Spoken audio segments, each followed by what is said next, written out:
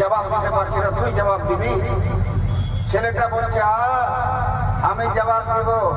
ইহুদি বলছে তুই দিবি। একটা মাদ্রাসার ছেলে বলে হ্যাঁ দেব। বলে প্রথম প্রশ্ন কি? প্রশ্ন করো। ইহুদি বলছে আল্লাহর আগে কি ছিল?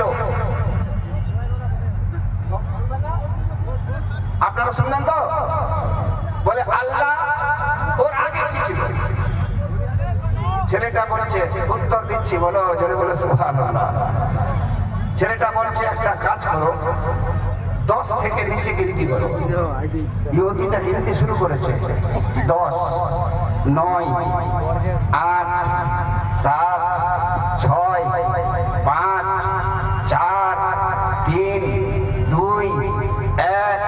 চুপ হয়ে গেল। ছেলেটা বলছে তারপরে বলো। বলে এর আগে আর কিছু নাই। বললে আল্লাহ এক, একান্ত। আল্লাহ যেহেতু এক, একের আগে আর কিছু নাই। জোরে বলো সুবহানাল্লাহ। আরে বলো না সুবহানাল্লাহ। সঠিক জবাব দিয়েছে।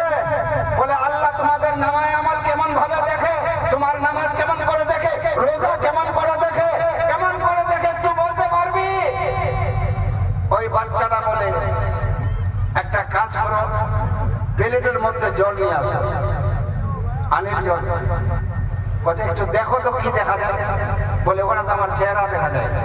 বলে আল্লাহ বলে নাই কি মানুষ মিন হাবলিল ওয়ারিদ, আমি মানুষের শহরত, যেটা ভিতরের অংশ, যেটা ভিতরের নাস, এটার সাথে আমি জড়িত আছি। যেহেতু মানুষের সাথে আল্লাহ জড়িত আছে, তাহলে আল্লাহ তাআলা মানুষের প্রত্যেকটি আমল আল্লাহ তাআলা দেখতে পারে। যদি বলেন সুবহানাল্লাহ। দুরাহের 3 নম্বর বলতে আল্লাহর চেহারা কোন ধরছে? আল্লাহ না, আল্লাহর চেহারা, আল্লাহর চেহারা কোন দিকে আছে?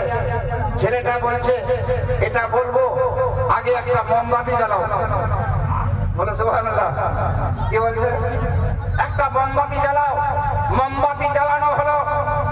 এখন বলছে এই মোমবাতির আগুন যে জ্বলছে, এটার চেহারাটা কোন দিকে?